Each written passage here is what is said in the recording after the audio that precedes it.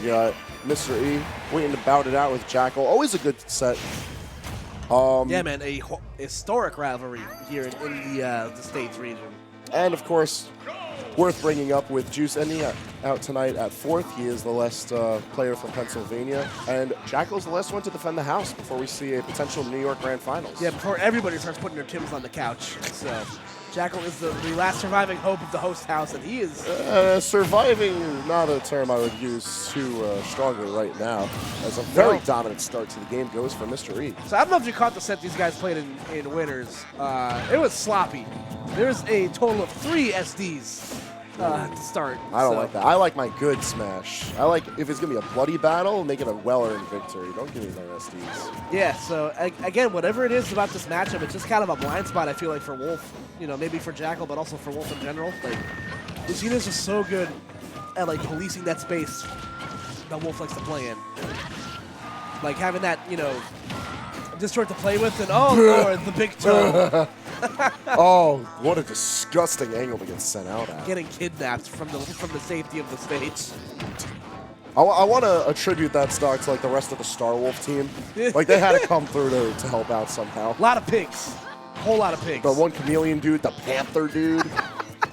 I'm sure the one Star Fox fan in the chat would give us names, but I digress. I think the chameleon was Leon, maybe, or yo, let's go, Leon. I think so. I might have that wrong. I'll Kama Camille Leon. I think that's why. Yeah. Oh, he comes and goes. He comes and goes. You know.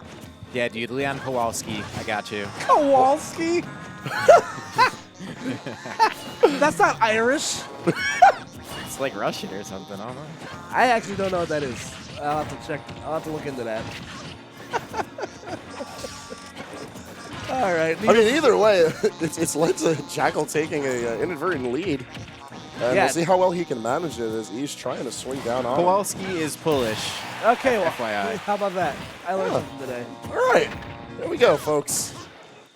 All right, so Jakal off to a strong, looking to finish strong here after getting blown up that first stock. That's going to be the #1 thing that I want to see Mystery watch out for is how well he strikes on shield against Jakal. Like, the retreating aerials I like because it's not going to give Jakal too much of an opportunity to like turn a counteroffensive. And obviously threatening with Shield Breaker makes shielding kind of dangerous, as intended by the name.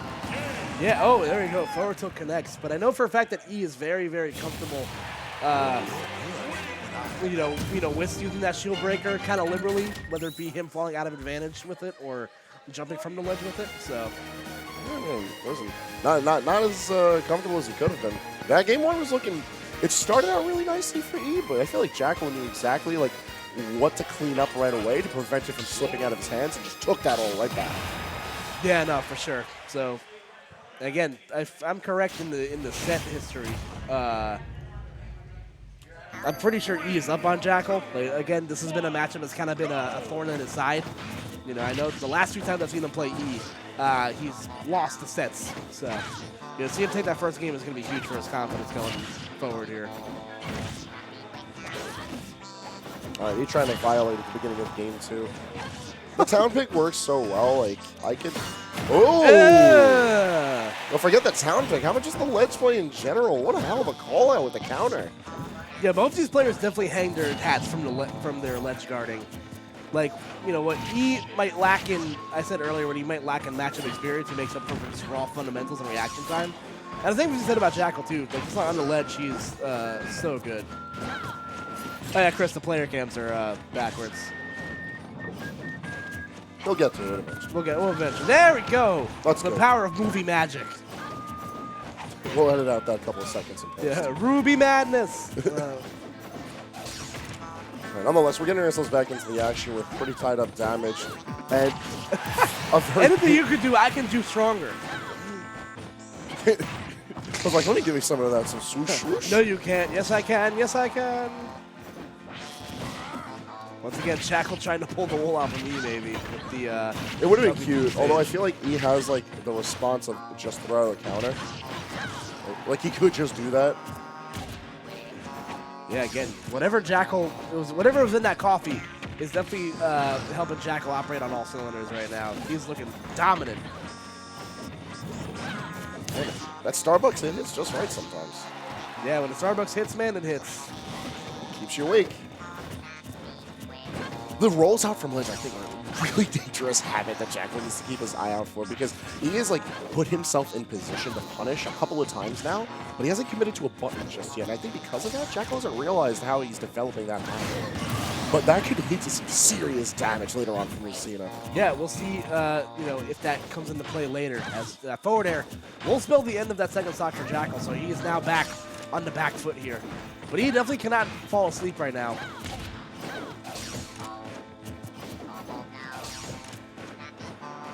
Good, just both players jockeying for positioning. Jakal finally able to break through the dash attack. Maybe not what he intended to do, but still in a Yeah, got the job. jump. Yeah, that was a really messy stock on that end. I think a little bit of suboptimal DI. Nonetheless, so it brings us back to a tie game. Ooh, okay, not getting a follow-up out of that initial dash attack, but great read on the roll from E. See, now Jakal's catching E being wary. He's like finding him in positions where he's going to retreat. Okay, forced the side B back to the ledge. That was a very awkward situation for both players right there. Double dash attack. No fall. All right. Again, just trying to keep him honest with the forward smash. Ooh, had the right idea with the jump read right there, just coming up a little bit short. Yeah, I feel like conceptually, like both players are dropping the ball a tiny bit on what they want to get done. Oh! But a beautiful parry to down smash helps Jakal secure that game too. Again, that has been a read that E's been getting all night, where you know a player will dash back and get caught in your shield. But that parry setting up perfectly for what Jakal wants to do right there. Now, the point I was going to bring up before E got his last stock carved like a turkey was the fact that they might have been a little messy getting to where they were going, but their reactions have been really good on both ends. Yeah, I And agree. because of that, I feel like that's what's really giving Jakal the edge here, because if you're going to go like blow for blow, Wolf's winning that battle. Like, he wins Yes, that I race if agree. you're only getting your one hit in. And Jakal's being very aware of that. He's making that one hit count. Yeah, Back that at was- it again, attack. That was brave, man. Jakal definitely playing with fire and coming out on the better end of that. So, up 2 games now, I believe on Mr. Reed. So, if he wins this, he has a date with Sinji in grand finals. You know, looking to defend the house successfully. And right now, again, Jakal just definitely has unlocked the 3rd gate right now, or whatever anime proverb you choose to go with. He's definitely operating on all of it. I mean, his play is showcasing well. I feel like it's, like, the onus is more on Ian figuring out what he needs to do to, like, mitigate this momentum, because Jakal is moving and grooving right now. And I do mean that literally, though. Blast Yeah, the no. movement really crispy. I like that. That's a good mark of a good Jakal set. Yes, sir. There you go, getting in E's head with that landing counter and punishing accordingly. So Jakal, once again, strikes first in this 3rd game here. Potential clinching game. Ooh. And again, like I said, Jakal is one of the best in the business at extending off the platforms. And a good use of the high recovery right there, too. You haven't really seen that in the arsenal much, just because Wolf is very hamstrung when he's forced to use his recovery options. So. And he seems very adamant in controlling the ledge. I feel like it was really smart move as far as, like, being aware that the platforms would go soon enough. But he needs to end out the stock before Jakal can get him. Ole! Yes, Yeah, that is. get him out of here. Yeah, that will spell curtains for Jakal, but 82% on the docket right now for E. Definitely nothing to scoff at. My heart would have been broken if that hit, because that just wasn't right.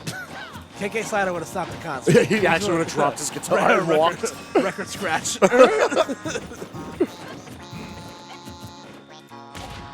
He's just so committed to not moving, which is very uncharacteristic of him. And I feel like Jakal's taking advantage of that. Like, the forward airs and the blaster shots have been very well placed for making sure that E has limited movement options, and that's something that E has always been good with respecting. But now he's just, like, not moving as much, and I feel like that's letting Jakal get away with a little bit more messy zone control. Yeah, right now, both players almost at a stalemate right now. Not much separating the two.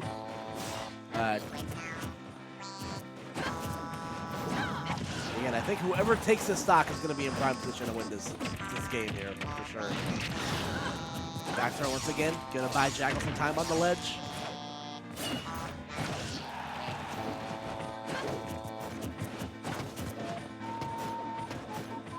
You can cut the tension with a knife. Yeah, right now. this is a ridiculous one. Like, neither player wants to overcommit because they know what the implications could be. Like Jakal trying to move around as much as he can with shields. E doing a lot of empty hopping now, and that's a good trade of his. Because you can threaten grab very often. Yes. But also, you know, if he ends up running up and just forward tilting you at these high of percentages with that much rage, we've seen a kind of a beast. That one not. There we go.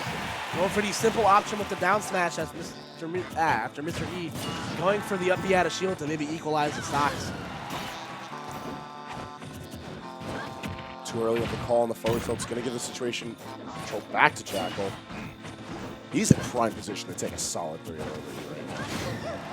Yeah. Before he gets swatted out of the sky like a small bird. All right, buddy. Small bird, small dog, it's all the same thing. He doesn't even howl like a wolf or a dog. Why does he have an eye patch? He's so human. Uh-oh.